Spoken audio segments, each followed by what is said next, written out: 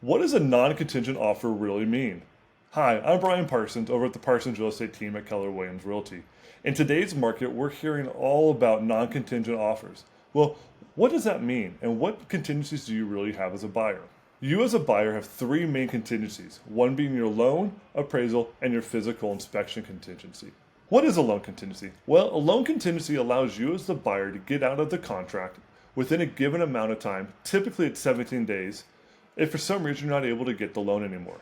This means you might have gone and put too much money on your credit card, bought a new car, your credit went down, and the lender just tells you, hey, unfortunately, you can't afford this home anymore. So this will allow you to get out of the contract and get your 3% initial deposit back.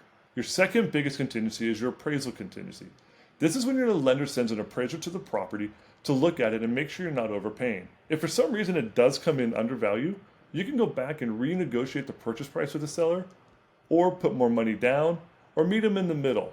But for whatever reason, if it doesn't appraise, you as the buyer, again, can back out of the transaction and get your 3% deposit back.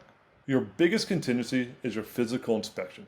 This is one I'd never advise my buyers to remove unless they are a professional investor, flipper, and know what they're doing.